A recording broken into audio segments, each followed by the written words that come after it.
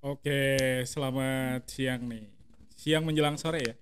Di kesempatan hari ini podcast pertama eh bertepatan dengan Hari Lahir Pancasila. Pancasila. 1 Juni Hari Lahir Pancasila ini kan sebenarnya di sidang BPUPKI eh persiapan kemerdekaan Republik Indonesia. Nah, kita kalau ngobrolin Indonesia mungkin terlalu luas. Kita ngobrolin Pangandaran aja 13.000 dulu. pulau ya.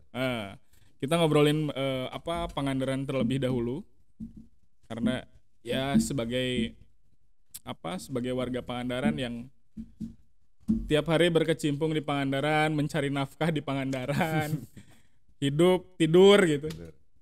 Mandi. Mandi juga.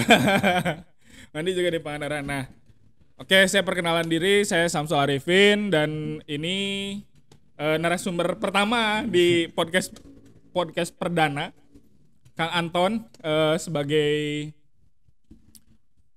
pegiat sosial dan aktivis sosial lah ya, sebagai aktivis sosial di Pangandaran yang cukup malang melintang, cukup malang melintang di Pangandaran. Kita akan membahas sedikit isu-isu yang cukup penting di Pangandaran hari ini, dan kebetulan beberapa bulan ke depan kita akan melaksanakan pilkada ya, pemilihan kepala daerah. Nah, ini pertanyaan awal aja dulu nih, kita menghangatkan Suasana ya. menghangatkan suasana. Seperti apa sih menjelang pilkada Pangandaran ini? Sosok seperti apa sih yang diinginkan oleh warga Pangandaran khususnya dan hasil melihat dari kondisi sosial, ekonomi, politik hari ini? Mungkin Bang Anton bisa menjelaskan soal ini nih. Oke. Ini kita podcast pertama ya. Podcast pertama, Bang Anton. Artiannya langsung wawancaranya itu langsung ke aktualisasi yang Aktualisasi hangat ya, tentang politik kepemimpinan. Tadi sudah digarisbawahi sama Bung Samsul. Iya. Hari lahir Pancasila inilah yang menjadi satu tolak ukur ya. 1 Juni ketika ideologi bangsa menjadi satu landasan dan dasar demokrasi di Indonesia. Bahwa perwujudan pilkada itu adalah hasil dari perwujudan demokrasi. Demokrasi di sila keempat ya. Sila keempat ya. Sila dalam keempat musyawarah Pancasila. mufakat dalam bentuk voting ini. Iya. Ya. Dan secara idealnya pemilihan kepemimpinan kalau disambungkan dengan demokrasi Pancasila itu kayaknya juga belum sinkron ya. Oke. Masih cukup jauh ya. Masih cukup jauh karena ini kita setengah banci. Artinya kalau pemilu itu yes, kalau pilihan kepemimpinan belum. Okay. Ini mengadopsi liberal apa gimana? Dasarnya seperti apa? Jadi ini ada satu edukasi politik fenomenanya dalam fase pemilu maupun pilkada. Ketika saya bertanya kepada Bung Samsul ya, kekuasaan itu nggak pernah berpindah kan? Oh tidak. Di tangan rakyat. Di tangan rakyat. Nah, ketika simbol kedaulatan, kekuasaan ada di tangan rakyat, bagaimana fungsi rakyat mengaplikasikan kedaulatannya? Nah, secara legitimit ini persoalan dari hulu ke hilir. Okay. Dan ini persoalan evaluasi reformasi penegakan demokrasi. Ketika kekuasaan tidak pernah berpindah per 5 tahun, artinya kedaulatan dipersilahkan dengan bebas. Tapi dalam hal ini tanggung jawab edukasi politik membangun demokrasi yang sehat okay, dan membangun sebuah hasil ya. Ini juga harus seimbang. Okay.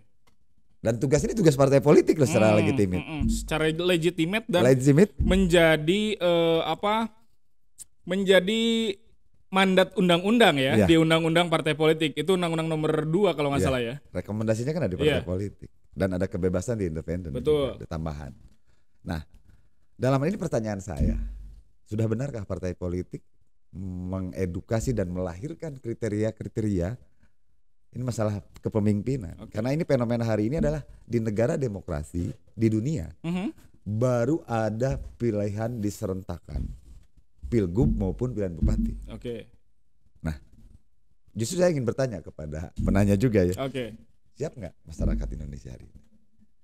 Nah, dari pertanyaan itu, ketika saya balik kepada situasi otonomi daerah ya, kebijakan otonomi daerah, ngobrolkan Pangandaran. Kita memandang Indonesia terlalu luas, tapi dari hulu tadi sudah tergambar secara luas kan. Di sebuah kabupaten, fenomena tentang pilkada ini adalah bagaimana itu sudah secara nyata terlihat jelas kegamangan partai politik dalam merekomendasi atau mengusung calonnya.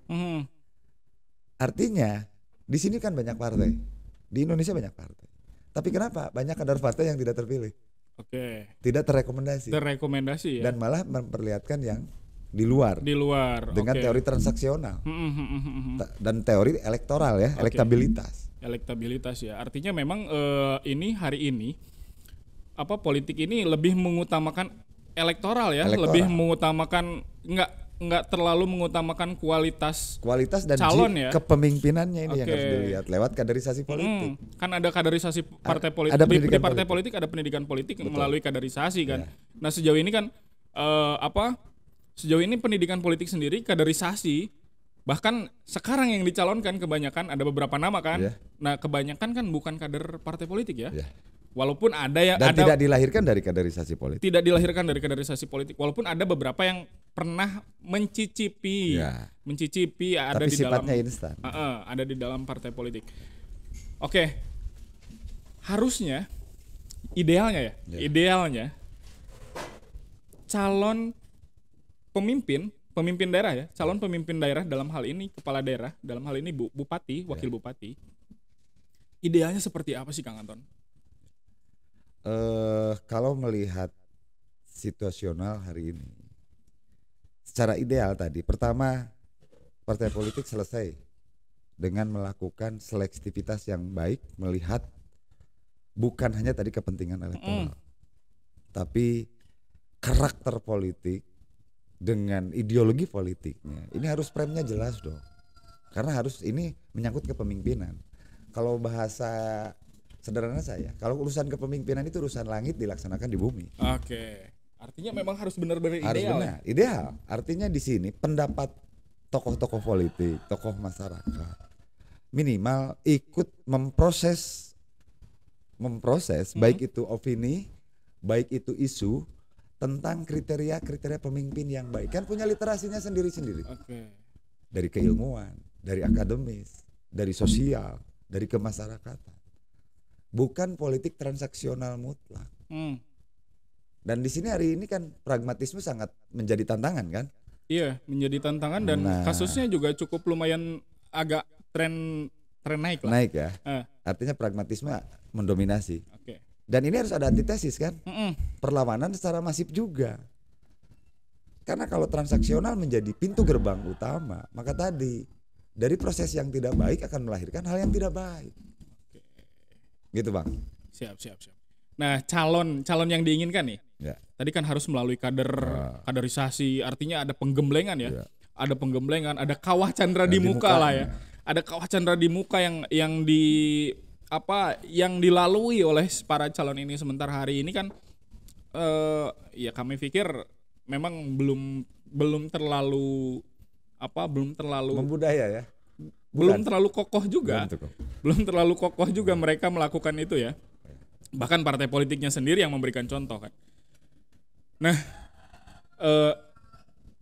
pemimpin bagi Mang Anton seperti apa sih? Pemimpin dan penguasa ini beda kan? Ya, nah ini yang harus kita clearkan di secara umum. Secara umum baik di selatan ya. Hari ini tentang menjadi pemimpin itu. Opini ini sektor opini yang sudah membudaya adalah menjadi penguasa. Ini yang harus kita rubah cara berpikir. Jadi ketika pilkada secara langsung kekuasaan di tangan rakyat diberikan kepada calon pemimpin, itu harusnya kan lepaskan asumsi tentang penguasa. Tapi mereka itu abdi negara, abdi rakyat. Bukan menjadi juragan loh. Prinsip demokrasi yang paling penting itu adalah di situ. Ruhnya demokrasi itu. agar tidak lagi lahir pemimpin yang otoriter, sewenang-wenang, menjadi penguasa. Kalau hari ini demokrasi sudah berjalan sekian puluh tahun, opini di masyarakat menengah ke bawah dan pegiat-pegiat politik seolah menjadi penguasa. Ini yang harus dikelirkan loh.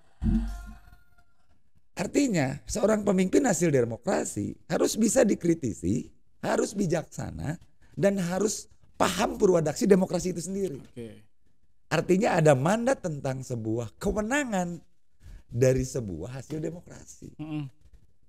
Itu clearkan dulu loh. Di minimal di tokoh politik, di tokoh masyarakat, ya kan, di ulama, aktivis. Buang jauh-jauh pemikiran di negara demokrasi tentang penguasa. Kekuasaan itu menjadi jembatan demokrasi. Dan kekuasaan mutlak ada di tangan rakyat. Rakyat hari ini boleh demo. Prinsip demokrasi ya. Prinsip demokrasi itu prinsip yang paling prinsip dalam demokrasi. Itu loh. Oke. Nah, hari ini kalau melihat jadi menggebuk-gebuk ya. Oh, tenang. Tenang, Anton. Kita pelan-pelan aja dulu. Ya, gaya wawancara buat saya serius sekali. Memang ini sersan. Serius tapi santai. Ya, tapi santai ya. Ya, santainya kan kita digambarkan di pinggir kebon, lihat alam, traktor. Bahwa kehidupan manusia tidak lepas dari alam. Biar santai juga kan. Nah, balik lagi nih ke persoalan menjelang pilkada 2,5 bulan lagi lah kira-kira menjelang menjelang pendaftaran calon ke KPU. Kan ini dinamikanya cukup panjang ya. Dinamika yang cukup panjang, sementara calon itu dia bisa mencalonkan diri di KPU atas dasar rekomendasi dari pimpinan pusat, Dewan Pimpinan Pusat, partainya. Nah, sementara hari ini kan masih ribut di bawah nih, masih tarik ulur soal tokoh gitu, masih siapa yang akan mencalonkan, masyarakat masih ramai kayak jangkrik gitu ya. Iya, masih ramai kayak jangkrik dan nggak tahu juga sosok mana dan bahkan nggak paham ya siapa sih ini gitu. Terus gimana sih prosesnya? Gimana prosesnya? Terus elektabilitasnya seperti apa? Terus cara dia bekerja seperti apa kan? Masyarakat nggak banyak yang tahu juga. Nah, apalagi dihadapkan dengan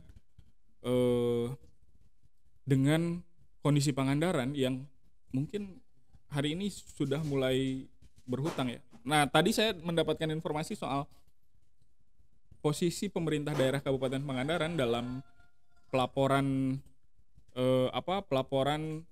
laporan hasil pemeriksaan BPKRI itu wajar dengan pengecualian. Berarti sudah 2 tahun nih. Karena ya mungkin WDP ya. Iya, WDP. Mungkin yang menjadi acuan awal WDP ini hutang yang terjadi nih. Ini kan jadi tantangan tersendiri bagi pemimpin daerah di masa yang akan datang. Nah, melihat kondisi ini gimana tuh, Mang Anton? Berarti wajar dengan pengecualian. Wajar dengan pengecualian. Kalau cara pandang kita dari demokrasi ya. Nah, justru ini adalah harus menjadi isu penting dalam siapapun calon bupati di Pangandaran. Nah, tadi saya garis bawahi dari tahapan pertama. Ya, kita kan kabupaten baru ya, udah hampir 10 tahun ya. 12 tahun, Man. 12 tahun. Dan kita sadar hari ini di masyarakat Pangandaran seolah pilkada mau besok loh. Ya kan? Iya. Seolah pilkada mau besok. Padahal ini dalam tahapan pendaftaran, ya kan? Usulan ke provinsi, ke pusat, lalu turun rekomendasi kan? Dan mereka punya indikator-indikator sendiri dalam menentukan rekomendasi.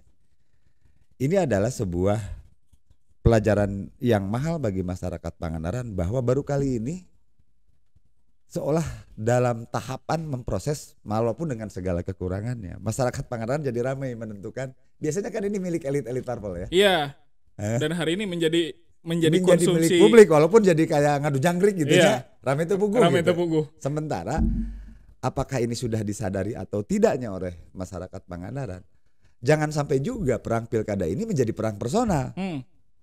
Karena beda kepentingan. Tadi kembalikan kepada ruh demokrasi. Betul. Karena tadi dikembalikan kepada ada persoalan yang besar tentang Pangandaran. Bupati ke depan tadi dengan standar apa tadi? Hutang, Ya, defisit lah. Defisit ya. Utang belum di ACC. Belum di ACC utangnya. Utang belum.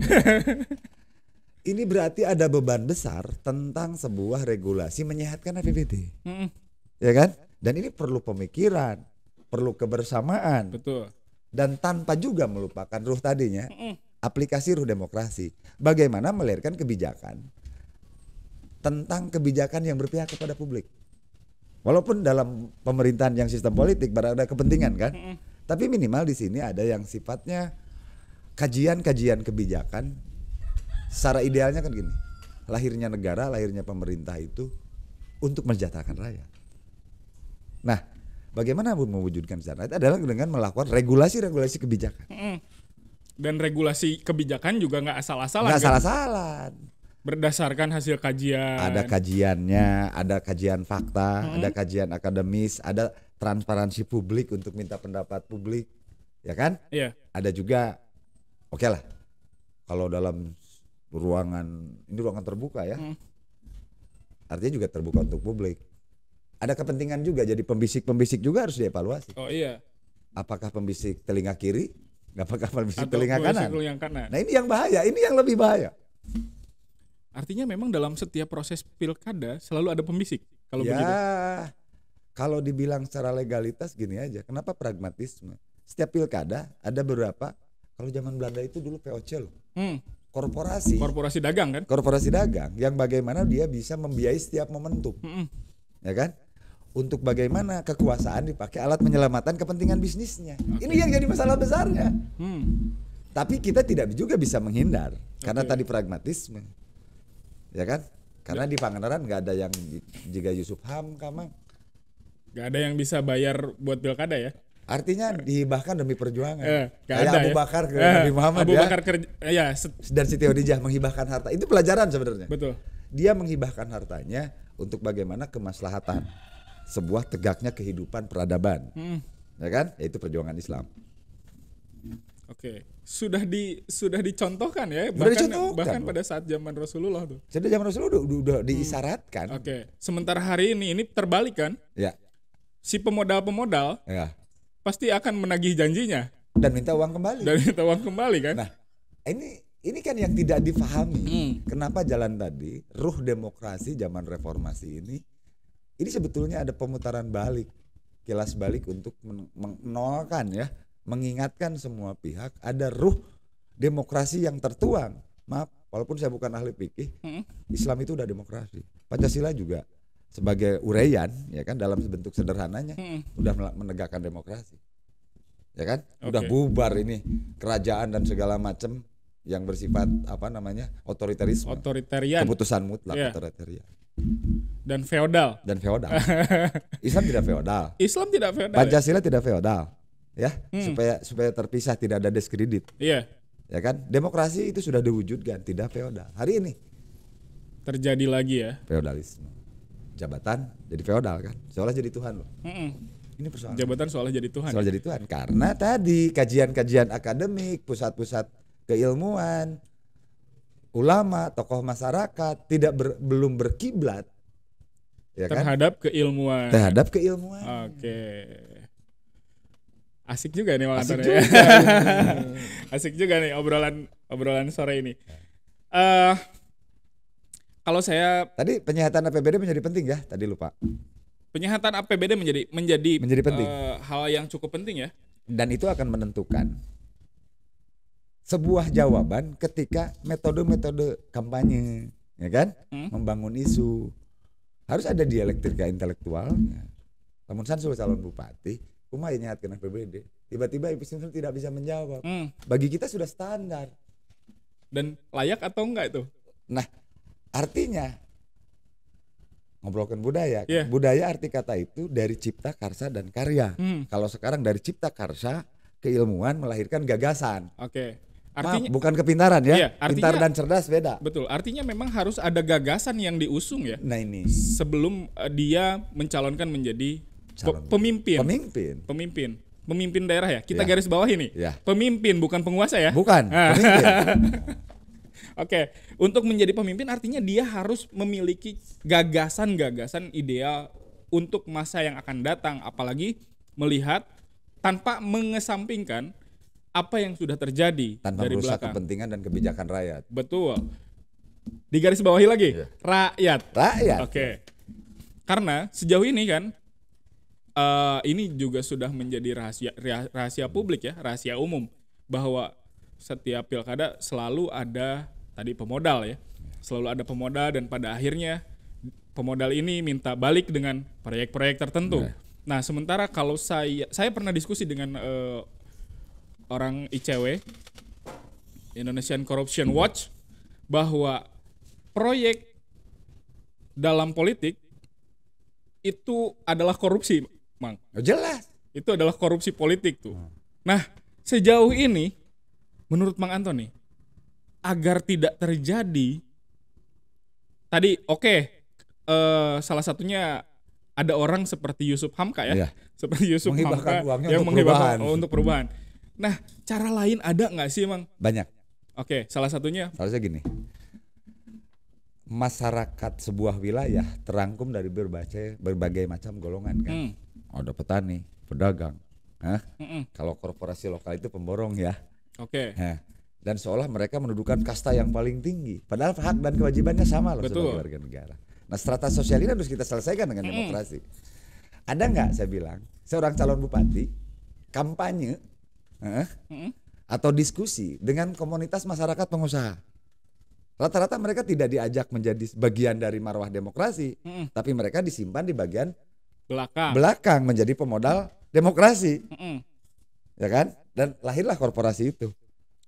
Padahal dalam regulasi juga ada kan, siapapun boleh menjadi penyumbang Ya, untuk calon. ya, Ada kan dalam regulasinya juga. ada. Ya. Nah, itu sejauh ini kan tidak pernah terbuka kan. Dan biaya politiknya juga laporannya kan tidak transparan utuh ya, tidak jadi milik publik. Oke. Nah, tadi kenapa? Tadi proyek adalah korupsi. Korupsi. Awalnya kan dari situ. Mm-mm. Saya bilang gini, saya ilustrasi aja ya. Oke. Saya calon bupati sedang berinteraksi dengan masyarakat. Saya bilang, pengen nggak Pak negeri ini atau Pangandaran ini berubah? Pengen, pasti jawaban masyarakat. Ke arah yang lebih baik. Pengen nggak pemerintah ini adil? Pengen. Nah, Anda pengusaha, saya calon bupati. Apa yang tidak disuka oleh kelompok pengusaha, masyarakat pengusaha? Ya kan, tanda kutip ya. Oke. Karena akan berdampak kepada tadi penurunan kualitas. Betul. Seran-seran yang tidak perlu, ya kan? Gratifikasi yang membuat jadi beban politik, Oke. ya kan? Beda dengan infak sodako, karena tidak nuntut kembalian kan. Nah, kalau ada mekanisme, kalau Anda pengusaha tidak suka dengan KKN, ya kan? Maka saya akan bertanya, Anda tidak suka, Anda ingin profesional, maka bentuk dukungan ke saya. Uang Anda jangan disumbangkan untuk pilkada saya. Selesai. Oke. Itu kan ada celah lain kan? Ada celah lain. Ada nggak keberanian calon bupati kampanye di hadapan kelompok masyarakat pengusaha, baik itu usaha kecil, menengah, dan atas. Artinya CP, PT, UMKM, diajak mereka juga punya hak. Jangan juga jadikan menjadi pengusaha seperti sapi perahan, ya kan? Karena akan berdampak kepada Kualitas demokrasi itu sendiri. bahkan kualitas pemimpin kan. Pemimpinnya. Oke. Anda seorang media lah ya. Dengar nggak calon bupati kampanye dengan nggak pensi Askonas atau pernah dengar ada satu momen itu? Belum, Mang. Belum ya? Belum. Entah kalau di pusat ya. Kalau di pusat saya kurang tahu ya. Ya. Oke, Mang Anton, ini waktunya Sedikit ya. sedikit. Oke, tapi ini sudah cukup mengupas agak dalam.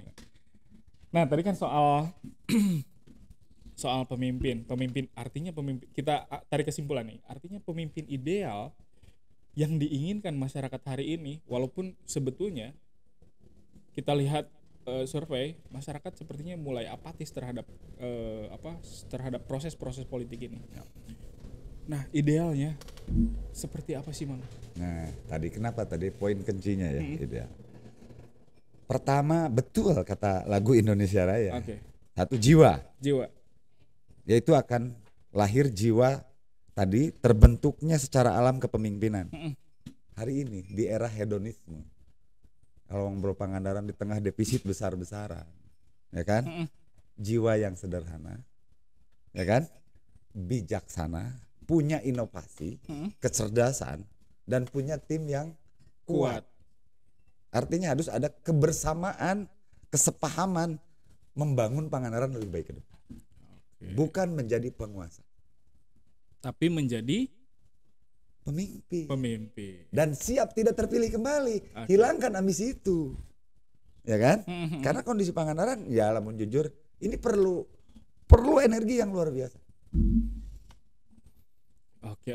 Sederhananya begitu ya. Siap. Tadi kesimpulannya, hilangkan asumsi tentang bahwa menjadi pemimpin itu menjadi penguasa. Itu poin penting.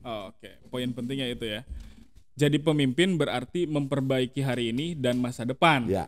Sementara jadi penguasa, ya ambisi penguasa saya. Ya kan demokrasi melawan otoritarian. Betul. Demokrasi itu untuk bagaimana kebijakan pemerintah berpihak kepada rakyat. Demokrasi itu memberikan kebebasan bukan tanpa batas, kebebasan yang beradab tentang bagaimana hak-hak rakyat untuk keadilan. Oke. Nah, ini mumpung di penghujung waktu nih. Kira-kira prediksi Mang Anton nih. Kita ngobrolin prediksi. Karena sudah pakai ikat kayak dukun. Prediksi Mang Anton besok, karena ini masih dua bulan setengah ya. 2 bulan setengah menjelang pendaftaran ke KPU. Kira-kira besok prediksinya calonnya ada berapa nih? Saya berapa berharap dari ponema yang ada, karena tidak terlihat gerakan manuver ke atas, mungkin itu gaib ya bagi milik mereka. Oke. Idealnya sih 2 pasang sih. Idealnya 2 pasang ya. Kalau 3 pasang bisa dipakai alat kejahatan politik loh. Kalau 3 pasang. Bisa rakyat bingung padahal ini dipasang. Ini suudon aja. Oke. Tapi kalau emang mau jenderal 3 pasangnya silahkan aja. Tapi dalam kondisi Pangandaran ini layaknya 2 pasang biar jelas. Head to headnya biar jelas ya. Analisa saya di situ.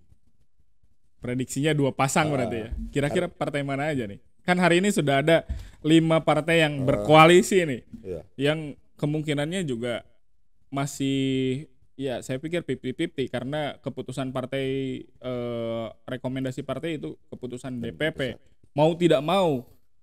Berarti PDIP sudah terlihat murni ya? Sudah terlihat murni hari ini PDIP kan? Satu paket. Ino Darsono, Citra Fitriami dan Ino Darsono. Sementara 5 partai di luar, ada 6 sebetulnya, satu lagi P3. Karena kita hitung ya, Gerindra itu dengan 5 kursi, Golkar 5 kursi, PKB 5 kursi, 15 kan?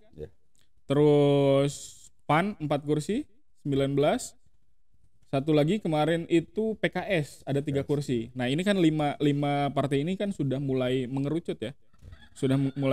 Kira-kira nama siapa nih yang bakal keluar nih dari 5 saya ini? dalam menggulirkan nama itu juga agak riskan ya. Agak riskan. Tapi tadi kalau PDIP murni sudah satu paket. Yang ini tinggal kompak, tinggal konsistensinya aja. Tinggal konsisten ya. Dan tinggal tadi memperbaiki manajemen pola kampanyenya. Karena gini Mas Samsul, tadi sudah sepakat ya, isu penguasa harus hilang. Oke, harus hilang. Isu penguasa harus hilang. Dalam hal ini adalah harus ada keseriusan di elit politik sebagai tanggung jawab legitimasi politik. Karena independen sudah nggak bisa masuk ya. Sudah nggak bisa masuk karena sudah ditutup. Oke. Dan harus paham kondisi Pangandaran. Jangan sampai juga dalam kondisi ini lahir tadi pendukung korporasi global, akhirnya Pangandaran daya tariknya luar biasa loh. Ini bakal bagi pemodal-pemodal di luar. Pemodal dari luar. Soal isu-isu strategis ya. Soal isu-isu strategis ini juga belum dibahas oleh para calon-calon. Bahkan ya mungkin mereka hanya berfokus gimana caranya gitu menang kan. Hanya menang kalah. Ayo duitan. Nah. Oke, dalam ini perlu kos. Tapi gagasan dahulukan dulu. Lalu cara pemenangan itu hak mereka. Betul. Sekarang ada konsultan ada. Tapi isunya tolong juga dimunculkan. Jangan malah isu-isu strategis tertutup oleh kepentingan-kepentingan politik yang sementara kan. Hari ini baru aja berekom aja belum turun. Masyarakat kan sudah ada kubu-kubuan.